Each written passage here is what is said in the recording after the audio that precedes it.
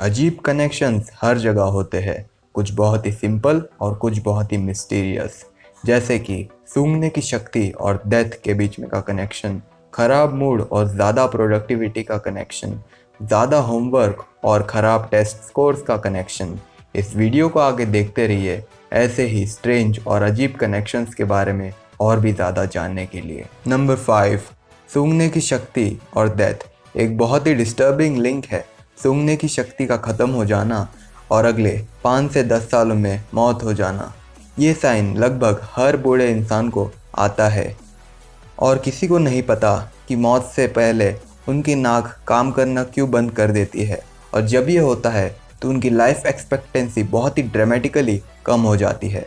और सबसे स्ट्रेंज बात तो ये है कि जब हेल्दी लोगों को यानी हेल्दी एल्डरली लोगों को ये साइन आता है तो वो अपने डेथ को यानी मौत को बहुत ही एक्यूरेटली प्रिडिक्ट कर पाते हैं। नंबर 4, ख़राब मूड और ज़्यादा प्रोडक्टिविटी का कनेक्शन। जब किसी का मूड ख़राब हो जाता है तो वो आखिरी चीज़ ये एक्सपेक्ट करता है कि आज मुझे पूरे दिन में क्या करना है। ज़्यादातर लोगों के लिए तो ये सच है कि जब उनका मूड ख़राब होता है तो वो अपने पूरे दिन में अंडर परफॉर्म करते हैं और लो फील करते हैं। लेकिन कुछ सिलेक्ट ग्रुप ऑफ पीपल के लिए ये सच है कि जब उनका मूड ख़राब हो जाता है तो उनका फोकस और उनकी टाइम मैनेजमेंट स्किल्स बहुत ही ज़्यादा बढ़ जाती है।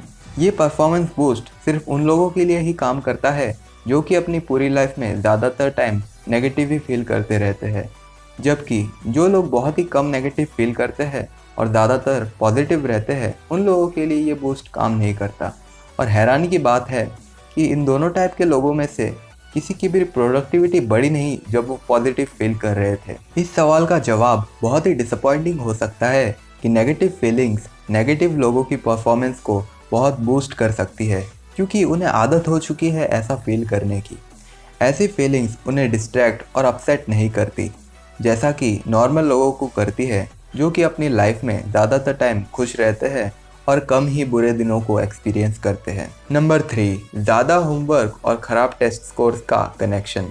होमवर्क का पर्पस होता है रिवाइज करवाना जो कि क्लास में पढ़ाया गया था। ऑन एवरेज यूएस के स्टूडेंट्स को दिन के 3.5 घंटे के होमवर्क दिया जाता है। आयरॉनिकली ये चांस है कि ज़्यादा वर्कलोड उनकी परफॉर्मेंस को और भी घटा सकता है। 2015 की एक स्टडी में स्पेन के 7,700 स्टूडेंट्स को ट्रैक किया गया। इस स्टडी का गोल था कि ये देखना कि कितना होमवर्क करने से उनकी एकेडमिक परफॉर्मेंस या टेस्ट रिजल्ट्स और बेहतर हो जाती है। ज़्यादातर स्टूडेंट्स ने बेहतर स्कोर किया जब उनका होमवर्क एक दिन में 1 घंटे से या उससे कम का दिया गया हो। जब एडिशनल 40 मिनट ऐड किए गए तो उनके टेस्ट रिजल्ट्स बहुत ही कम हो गए। हालांकि चीज़ें इतने सिंपल नहीं है कि होमवर्क कम कर दो और उनके ग्रेड्स बढ़ जाएंगे। और फैक्टर्स भी इन्वॉल्व थे। जिन टीनेजर्स ने अपना होमवर्क खुद किया उनके स्कोर्स अच्छे थे, और जिन टीनेजर्स को उनके पेरेंट्स ने होमवर्क करने में मदद की उनके स्कोर्स कम हो गए थे। ओवरऑल इससे ये पता चलता है कि फोकस ज़्यादा इम्पॉर्टेंट है ज़्यादा टाइम पढ़ने से। नंबर 2, बियर्ड और पंचेस का कनेक्शन। चार्ल्स डार्विन के थियरी ऑफ इवोल्यूशन में ह्यूमन बियर्ड भी इन्वॉल्व थी। उनके अकॉर्डिंग इसका कोई पर्पस नहीं है, लेकिन बियर्ड्स उतने भी यूजलेस नहीं है जितना कि डार्विन ने कहा था। एक स्ट्रॉन्ग लिंक है चेहरे पर बियर्ड होना और फाइट्स का। ऐसा पाया गया है कि मेल स्कल्स इवॉल्व हुए हैं चेहरे पर वार सहने के लिए। अगर हड्डियों का स्ट्रक्चर पर्सनल प्रोटेक्शन में मदद कर सकता है तो दाढ़ी भी इसमें एक बहुत बड़ा रोल प्ले करती है। ये आइडिया टेस्ट किया गया था ह्यूमन लाइक बोन स्ट्रक्चर वाले फेक डमीज पर, जिन्हें भेड़ों की स्किन से कवर किया गया था, और कुछ को फुली ग्रोन बियर्ड दी गई थी, कुछ को हल्की बियर्ड दी गई थी और कुछ को क्लीन शेव दिया गया था। उसके बाद रिसर्चर्स ने उन फेक डमीज के स्कल्स पर एक रॉड से वार करना शुरू किया, और सारे क्लीन शेव फेक डमीज के जॉस ब्रेक हो चुके थे, और 95% हल्की दाढ़ी वाले फेक डमीज के जॉस बुरी तरह से डैमेज थे, और सिर्फ 45% ही फुली ग्रोन बियर्ड वाले जॉस ब्रेक हुए थे। यह अच्छा एविडेंस है कि बियर्ड आफ्टर ऑल हमारे फेस को प्रोटेक्ट करते हैं, लेकिन कैसे?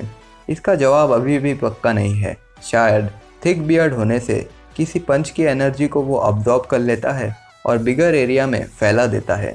नंबर 1, बिजनेस माइंडेड लोग और बिल्लियों का कनेक्शन। कुछ बिल्लियाँ टॉक्सोप्लाज्मा गोंडाई नाम के एक पैरासाइट को कैरी करती है। ये बग फेमस है चूहों को फियरलेस बना देने में, जिसके बाद उन्हें पकड़ना बहुत ही ज़्यादा आसान हो जाता है। और फिर ये पैरासाइट बिल्लियों को अफेक्ट करती है और उसके बाद इंसानों को भी कर सकती है। रिसर्चर्स जानते थे कि ये पैरासाइट इंसानों के बिहेवियर को अफेक्ट कर सकता है, लेकिन क्या ये उन्हें चूहों की तरह फियरलेस बना देता है? इस स्टडी ने एग्जामिन किया सलाइवा सैंपल्स को स्टूडेंट्स और बिजनेस प्रोफेशनल्स से। ये स्टडी ये देखना चाहती थी क्या बिजनेस प्रोफेशनल्स फियरलेस इसलिए होते हैं कि उन्हें टॉक्सोप्लाज्मा गोंडाई नाम के इस पैरासाइट ने इन्फेक्ट किया है। और हैरानी की बात है कि हंड्रेड्स ऑफ पॉजिटिव केसेस पाए गए। इनमें से वो स्टूडेंट्स बिजनेस और एंटरप्रेन्योरशिप को ज़्यादा चूज़ कर रहे थे जो कि इन्फेक्टेड या पॉजिटिव पाए गए थे।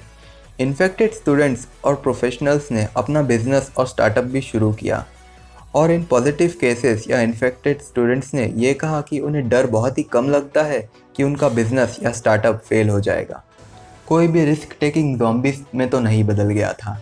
और इसका मतलब ये भी नहीं कि दुनिया के सारे बिजनेस प्रोफेशनल्स और सक्सेसफुल लोगों को इस पैरासाइट ने इन्फेक्ट किया है। अगर आपको ये वीडियो पसंद आई तो इसे लाइक करना मत भूलना और इस चैनल को सब्सक्राइब ज़रूर करना, क्योंकि मैं आपके लिए ऐसे वीडियोस लाता रहता हूँ।